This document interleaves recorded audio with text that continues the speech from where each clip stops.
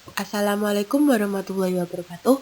Perkenalkan, nama saya Adi Pradipta dari jurusan Pendidikan Seni Rupa kelas A tahun 2018, rombel 401-402 dengan nomor induk mahasiswa 24014180012. Pada video kali ini, saya akan menjelaskan tentang model pembelajaran Picture and Picture. Apa itu model pembelajaran Picture and Picture? Model pembelajaran Picture and Picture adalah suatu metode belajar yang menggunakan gambar dan dipasang atau diurutkan menjadi urutan logis. Pembelajaran ini memiliki ciri aktif, inovatif, kreatif, dan menyenangkan. Model pembelajaran ini mengandalkan gambar sebagai media dalam proses pembelajarannya. Sehingga sebelum proses pembelajaran dimulai, guru menyiapkan beberapa gambar-gambar yang sesuai dengan syarat tujuan pembelajaran. Apa saja syarat yang harus dipenuhi dalam gambar? Ada 3 syarat yang harus dipenuhi dalam gambar. Yang pertama, harus otentik. Gambar harus sesuai dengan keadaan aslinya. Yang kedua, sederhana. Gambar harus jelas dalam menunjukkan poin-poin pokok yang terdapat pada gambar tersebut. Yang ketiga, memiliki nilai seni. Sebagai media yang baik, gambar hendaklah bagus dalam sudut seninya. Prinsip dasar dalam model pembelajaran kooperatif Picture and Picture menurut Johnson & Johnson. Yang pertama, setiap anggota kelompok bertanggung jawab atas segala sesuatu yang dikerjakan dalam kelompoknya.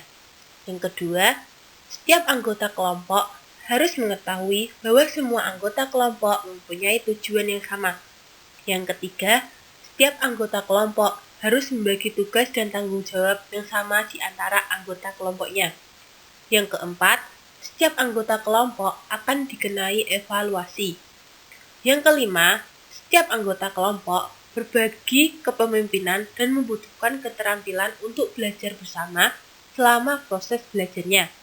Yang keenam, setiap anggota kelompok akan diminta mempertanggungjawabkan secara individual materi yang ditangani dalam kelompok kooperatif. Apa saja langkah-langkah yang perlu dilakukan dalam model pembelajaran Picture and Picture? Langkah yang pertama, guru menyampaikan kompetensi yang ingin dicapai. Pada langkah ini, guru diharapkan untuk menyampaikan apa yang menjadi kompetensi dasar mata pelajaran yang bersangkutan. Dengan demikian, siswa dapat mengukur sampai sejauh mana yang harus dikuasainya. Langkah yang kedua, menyajikan materi sebagai pengantar. Penyajian materi sebagai pengantar merupakan awal kesuksesan dalam proses pembelajaran, karena guru dapat memberikan motivasi yang menarik minat siswa untuk belajar lebih jauh tentang materi yang dipelajari. Langkah yang ketiga, guru memperlihatkan gambar-gambar kegiatan yang berkaitan dengan materi.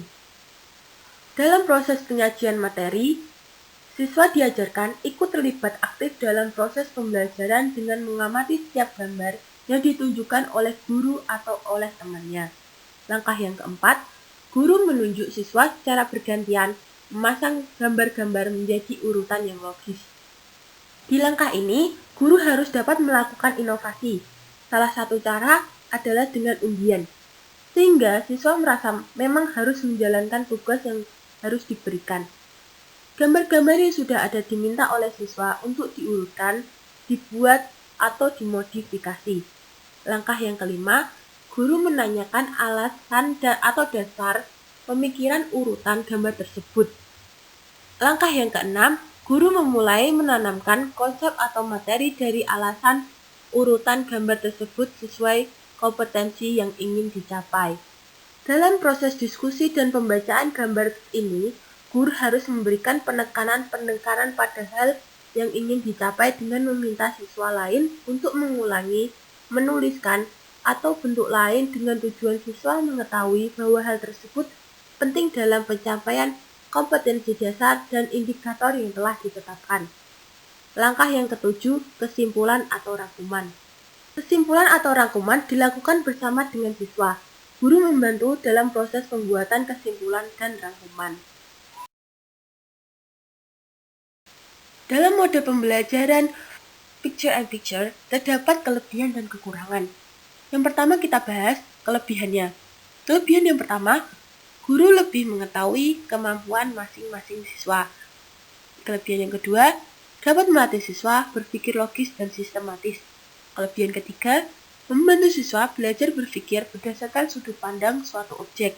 Kelebihan keempat, mengembangkan motivasi siswa untuk belajar yang lebih baik. Kelebihan kelima, siswa dilibatkan dalam perencanaan dan pengelolaan kelas. Dan selanjutnya, kita akan membahas kekurangan dari model pembelajaran picture and picture. Yang pertama, memakan banyak waktu. Yang kedua, banyak siswa yang pasif. Yang ketiga, guru khawatir akan terjadi kekacauan di kelas. Yang keempat, banyak siswa yang tidak senang disuruh bekerja dengan satu sama lain. Yang kelima, dibutuhkannya dukungan fasilitas, alat, dan biaya yang memadai. Sekian penjelasan dari saya. Terima kasih. Wassalamualaikum warahmatullahi wabarakatuh.